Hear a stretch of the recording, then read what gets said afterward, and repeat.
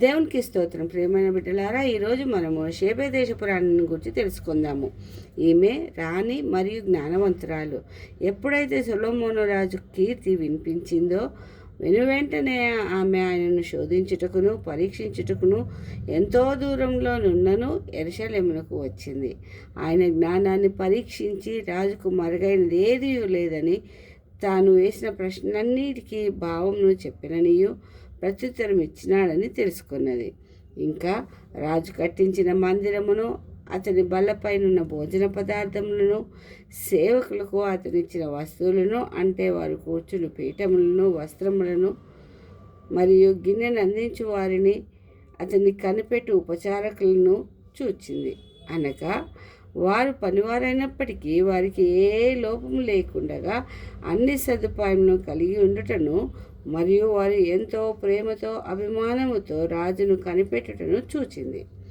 మరి ముఖ్యంగా యెహోవా మందిరం నందు భక్తి శ్రద్ధలతో వినయ విధేయతలతో దహన బలులను అర్పించుటను చూచి విస్మయం పొందింది. రాజు కీర్తికి జ్ఞానానికి మూలము యెహోవాయే అని గ్రహించింది. నా దేశంలో నేను విన్నదానికన్నను నేనిప్పుడు కనులారా చూచినది బహుగా మించి ఉన్నదని, ఇంకా దేవుడు నీ యందు ఆనందించి తన ప్రజ అయిన ఇశ్రాయేలీయుల మీద రాజుగా నియమించాడని చెప్పి యెహోవాకు స్తోత్రము చెల్లించింది, పొగిడింది, యెహోవా నామమును ఘనపరిచింది. ఇంకా సొలొమోను రాజు కాలంలో సుఖశాంతులు, సమృద్ధి, అభివృద్ధి కలిగి జీవించారని, కాబట్టియే జ్ఞానమును కీర్తి సొలొమోను రాజుకు వచ్చిందని గ్రహించింది. అనగా సొలొమోను రాజు యెహోవాను స్తుతించాడనియో ఆయన నామమును ఘనపరిచాడనియో ఆ తరువాతనే రాజుకు కీర్తి వచ్చిందని రాణి గ్రహించింది. తిరిగి తన దేశమునకు వెళ్ళింది.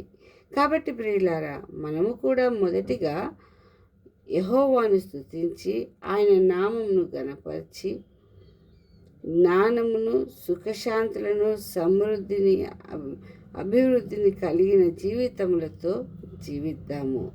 అందుకై ఆయన పరిశుద్ధాత్మ తోడును సహాయంను కోరుకుందాము. ఈ కొద్ది వాక్యమును దేవుడు దీవించును గాక. ఆమేన్, ఆమేన్, ఆమేన్.